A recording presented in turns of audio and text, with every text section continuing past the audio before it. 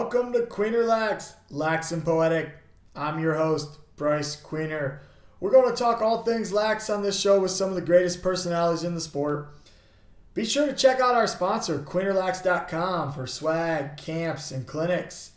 Got questions? Want to hear something? Get in our DMs at QueenerLax.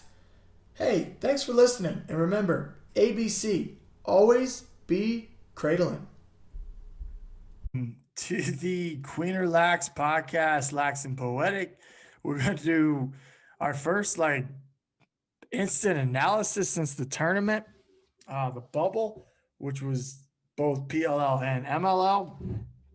Glad I didn't go skiing today. Got the invite to Vail, but had some things to do work wise, and so didn't go. And then this news jumps across our lap. So PLL MLL merger. Wow.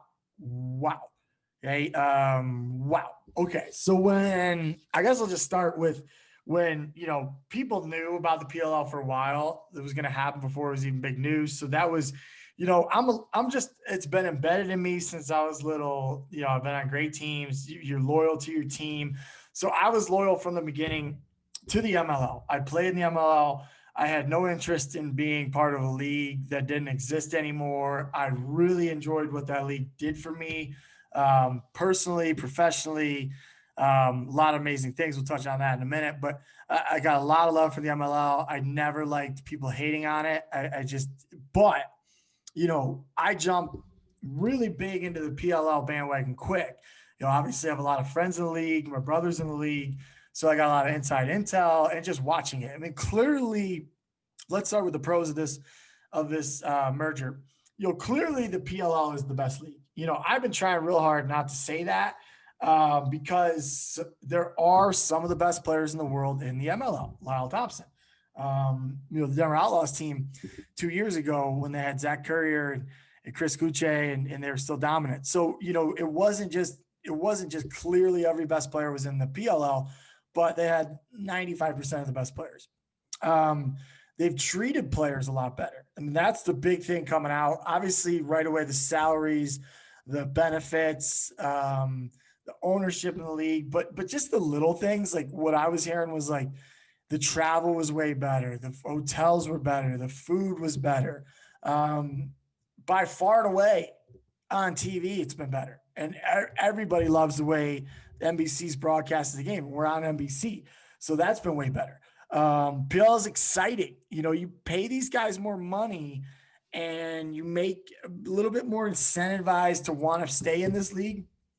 I don't want to see, because my big thing with the MLL always is people want to dog it like they do the NBA at times and be like, guys don't play defense. And you're like, no, they're just really good. I mean, unless you've been on that field, you don't realize how hard people are playing and how good people are. So, but I do think the PLL raised the bar. So the PLL's got a little bit more of excitement factor to it. The MLL's been around 20 years. People didn't take to it necessarily like we wanted them to. The lacrosse purists, which I can't stand that term, were really those people sometimes that don't support pro lacrosse because it is huge in our growth. We need it. And another two leagues was not viable, but it was more fun than I ever would have imagined. Like I really enjoyed the double bubble this year. Was so much fun, but not a lot of cons, right? So this is, clearly Joe Tsai is involved in the PLL and if you've watched anything, unless you're living under a rock lacrosse wise, the guy owns the Brooklyn Nets, the San Diego Seals, doing a lot for lacrosse, doing a lot for yellow lacrosse. So having him around is huge. So we do not want the PLL to fail. We don't want any league to fail. So bringing them together is great. I did not love the bickering back and forth online, which league's better, which one, blah, blah, blah. So really cool. The cons, in my opinion, are taking jobs away. That's tough. But how long was it going to stick around? I had a really, well-respected coach and former pro player tell me 2 years ago, hey, they're going to stick around for a while because the MLL is still getting fans. So, that was exciting to me. I was seeing a lot of guys that hadn't really heard of that. One of the things about pro lacrosse one of the challenges I think it still faces is the evaluation process is still very much, what did you do in college? Did you live in this area? I do not think necessarily some great, let's just say, players are getting overlooked. So that was one nice thing about the MLL, because players can get better. And just because you played for, a boring college system or whatever, didn't fit your style, doesn't mean that's who you are. And you see it in every other pro league. So I think that's what the MLL was really doing these last 2 years, was giving a lot of guys the chance to prove that they could really ball out on the pro level. Use my cousin Bradley Voigt as an example. He gets put into Dallas 2 years ago and scores that around the world goal. And people are like, who the heck's this guy? Look at Ryan Lee this year, RIT guy. And people are like, how did people not know about Ryan Lee? Um, you know, and the Archers, we'll throw a PLL team in there. They got Josh Courier, who played at Virginia Wesleyan. So, there's guys out there that I still think teams are always missing on, because there's not a great training camp set up. There's not a great free agent process set up. So a lot of it's like guys living off of what they did before. So the less opportunities, the big con, and a lot of people are tweeting about it right now. I think as they merge and they announce one more team, so 2 years, 2 new teams for the PLL. So I don't think they're done, right? So I think it's a short-term loss, hopefully long-term gain. Another con that I'm going to say is the tour-based model. I don't love it. Living in Denver right now, one of the things I was most excited about moving here, I was like, man, like all my former Hill Academy guys I coached, and my brother and my cousins and Donny Moss, all these guys, I want to say guys I used to play with, but they're starting to all be done too. But I really like them visiting a city like Denver, a city like Boston. They have been used to having a team and want a team. So I hope the PLL eventually moves away from a tour-based model. I don't like it. I think the players kind of like it, but not if you live in a city, because then you got like you're like, if you live in Denver, now you got 12 away games. You never have a home game. So that's a con for me, but the pros far outweigh the cons. One more I'll throw in there, and I kind of was just talking about it with the less opportunities. Everybody wants to say the PLL's had the best players. They still got some guys around that I could argue guys in the MLL are better than. So I'm very interested to see if we're still going to value guys based on what they used to do or what they're doing now. And because that's what pro sports is supposed to be, not how many Instagram followers you have. What are you doing now? Like, I don't care what you did 15 years ago. That's what pro sports are. And I still think we need to take the next step on that. Goodbye Steinfield Cup. Never got to win one. Really thought I'd get one. Lost by 1 in the finals. Thought I'd maybe sneak in as a coach someday and get one that way. But hey, I don't know what the PLL championship's called, but that's the new one. Let's get it, whatever that cup is, or crown, or what is it? I'm not sure. I'll have to look that up. My bad. What's next? What is next? So now we merged. First of all, we all got to get behind it. I can't see why people wouldn't, other than the one thing I said about, some people, at first we're going to lose some jobs, coaches, GMs, presidents, players. How do we get those back? Because that stinks. But I really think it's going to be a net gain in the long run, because the PLL has been better. And the one thing that was real tough, the MLL tried after, but it was frustrating to watch them try so hard just because somebody was competing when they were kind of resting on their laurels for a while. I love the MLL. I'm not one of those anti-MLL guys. When we were growing up, it was straight up like, you can't play pro lacrosse. So having the ability to do it was amazing. We got to get behind the league now. It's just the league. My big thing, though, what's next? This is one that I've been wondering about for a while. And Rabels, without, Rapid, how much they want everything, right? They're not resting on their laurels. So I think, here's a prediction for you.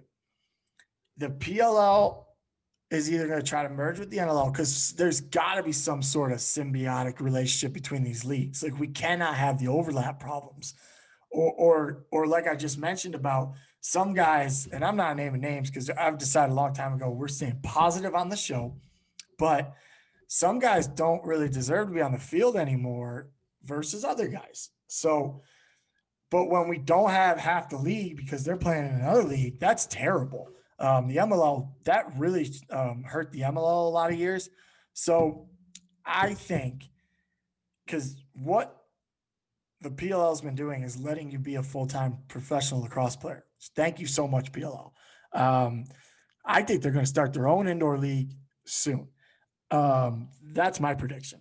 But, or merger with the NLL. It needs to happen, though. And the other thing I want to see, because, well, I'll just talk about that for a second. So my big prediction, PLL's next move is to have their own indoor league. Why not? All these indoor arenas need fans. And my big gripe with the NLL over the years, when we grew up watching the Nighthawks, there was American players in the league. Now it's like 95% Canadian. And we get it. You're better at box. You play box longer. But you cannot tell me that the best country in lacrosse cannot field some pro box players. Get out of here. Like, I can do a whole podcast about that. It is the least coached sport of all time. All they do is run out there and shoot. It is so fun to play, but there is this voodoo around like box coaching. I played in training camps and in senior A and in senior B for some of the greatest ever. I was never taught a thing. So, and that's just, it is what it is. Like, it's a fun game. It's very interesting, but there is little to no coaching going on. I'm going to take a lot of heat for saying that. Oh, well, I guess if you got a podcast, it's going to happen. Come at me. I'm on Twitter at Coach Q88. The next thing I want to see is some sort of women's pro league with the men's pro league. I've said forever, it's a family sport, more so than a lot of sports. And I think we're missing out there. Tough timing because the women's league, there's a new women's pro league. So, but they've had 3 in the last couple of years. So I think there's a big market there because I know what the PLL has done, and they're going after camp money. They're going after, like, they're going to do it all. They're not, I mean, they're selling $75 practice jerseys. They're not just going to stay pat. Like, these guys are aggressive and smart, and good job. Like, keep it up, keep pushing the envelope. I'm not chirping. I'm just pointing out what's happening. So that's what I want next. I want PLL to start an indoor league, and I want them to start a women's league. I want it all. Let's be under one roof. And I want to close it out with thanking the MLL so much. Like I mentioned, growing up, did not think it was a possibility. I distinctly remember when the league was announced, talking with my brother Brett and being like, let's play in that league someday together. I made it, then had a knee injury, then he made it and I was out. We got to come back together and play. Our first game together was against the Bayhawks at Navy Stadium, whatever they call it. It was really fun. I mean, got to play pro with Reggie Thorpe, who I grew up watching.